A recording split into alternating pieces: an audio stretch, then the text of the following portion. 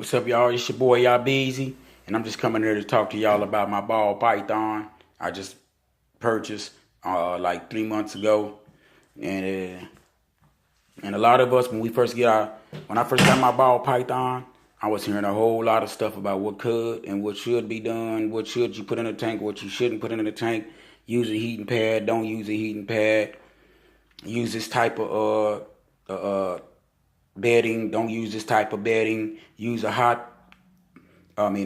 heating pad. Don't use a heating pad. So much information out there, and so I tried to grab everything that I thought I should, that I thought was detrimental to keeping my snake healthy in a cool environment.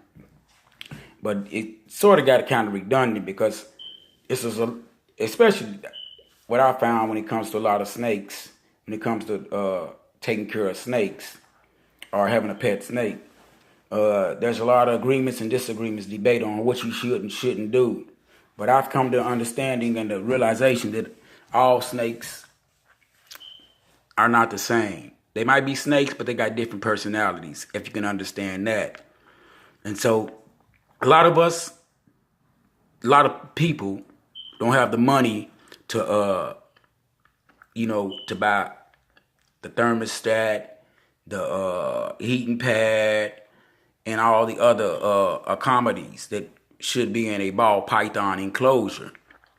So what I did, I just started taking information from everybody. You hear me? And what I could use, I use it. And what I didn't think I could use, I disregarded it. And so I just try to make things safe for my snake. You hear me? And try to make her comfortable in her enclosure. So what I did, I did buy this enclosure, but you need an enclosure. One thing that we all can agree on, that the snake needs a cool side and a hot side in its tank, And so I went out and I bought me a enclosure for my snake, and she uses it, and I bought that little log right there, and I obtained that log right there. Now you see those bricks inside my enclosure? You see those bricks? I got those from outside. And so I was just thinking to myself, I've heard, and seen a lot of snakes like hiding under rocks. So I said, for my hot side, I went outside and I got some rocks. And I cleaned them real thoroughly, cleaned them with bleach and had them in some hot water. Make sure there was no, they wasn't contaminated or nothing, and they wouldn't jeopardize my snake's health. And I built me a little enclosure for my, I built me a little, whatever you call it, for my snake. A home, the hiding, whatever the name title you put in. I built that for my snake, and these rocks came right out of my yard, and I just put them in there. Then I went out and got me some branches. Some plastic branches. I ordered some, and I got some that I had laying around, and I just put those in there. And as you can see, I don't know if you can see my snake, but she's under there. If you could see her, she's under there, and she loves being under those rocks. She loves it. And so I put those in there. Then I got a little water bowl, But then this is what I also did.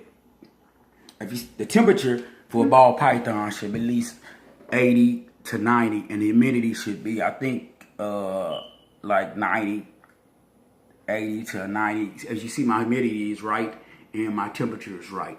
Sometimes it goes down, but if it goes below 70, I make adjustments. Go 70 or below, I make adjustments. But as long as it's 80 to 90 and humidity is 90, I'm good with that, And I keep a little. So what I did, check this out. I don't know if you can see this. I'm gonna raise this so you can see it. Hold on, let me move this right here. I'm gonna show you step by step what I did to keep my. And this is cheap, and it's economical. It's economical, and don't cost that much money. So what I did, let me take this off. On one side of my enclosure, see this?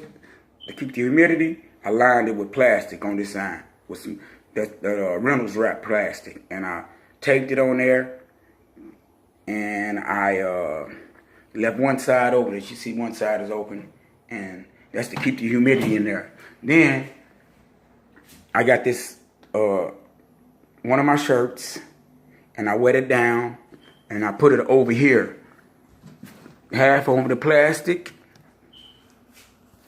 and half on the open front, and half on the open front. Sorry about that, y'all. And I make sure that's on there.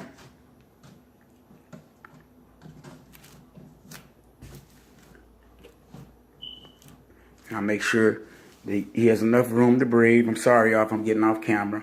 And I put that right there. And then I missed it real good. If you can see, it's still kind of missed. I missed real good in there. And then I put my light, my heating lamp. I don't use a heating pad. I put my light right there and put this shirt right there after I wet it down real good. And I put it, it's like the wet towel thing, but only it's my shirt. Now, when I first got, a lot of people tell you, you hear a lot of people tell you, don't feed your ball python in the tank. Take him out of the tank. Well, I feed my ball python inside the tank. But what I did when I first got my ball python, let me tell you what I did. I got me a shirt out of my dirty clothes that I really didn't, that was just a junk shirt that I just wear when I wanted to wear. Not a dress shirt, just a junk shirt that I had in the dirty clothes. And I cut it up, and I took a cloth out a piece of it, off the shirt. And when I first got my ball python, I put that shirt in there. I put that piece of that shirt in there, and I'm telling you, and I let my ball python, for about 2 weeks, I left my ball python in there with that shirt. My scent was on that shirt. And so, then I took it out. And now when I stick my hand in there, my ball python know my scent. He know my scent. And so he don't strike at me. He don't strike at me. I can put a mice in there, put my hand in there, and she is not going to strike at me. Well, and that's what I did to get my ball python used to me. But look, you got to use ingenuity. And you got to use ingenuity, and you got to use your common sense. Everything ain't gonna work for everybody. But as you see, my enclosure, it was cheap. Everything, only thing I had to buy was the tank. And I bought that enclosure, I bought that home right there, and I bought that right there, and I bought those two. Everything else, and I bought the bedding. But everything else, and the thermostat. And y'all came out no more than, including the snake, I probably paid like $120 for everything, if that much, And my snake is happy. I let her run. Sometimes I take her out of the enclosure and let her run around the house, and she goes right to that bookcase over there. I don't know if you can see that bookcase, but she goes right to that bookcase over there, and that's where I can find her. But that's just a little information that I want to put out there for people who don't have a lot of money but really want a ball python. Just, and they ain't got a lot of money. Just use your mind, and you can have a nice, healthy, right temperature, right humidity snake enclosure for your ball python at a cheaper price. All right, y'all. This your boy Yabeezy. Hope y'all enjoyed it. Like it if you like it at the bottom if you like it. If you don't, give me a comment on how you feel and what you think I can do. If you got some advice, I'm taking all the advice because I'm really trying to make sure my snake is comfortable. Me, I don't agree with keeping my snake in them, and I ain't knocking nobody in no plastic bin. I just can't do that route. Maybe if I had a lot of snakes, I probably could, but just for one snake, I couldn't see keeping my snake in a plastic bin. But like I said, I'm not knocking nobody that do. But this is what you got from Yabeezy. You have a good day. Holla. And remember, give me some feedback. Let me know if you agree, don't agree, or what I can do better. Thank you.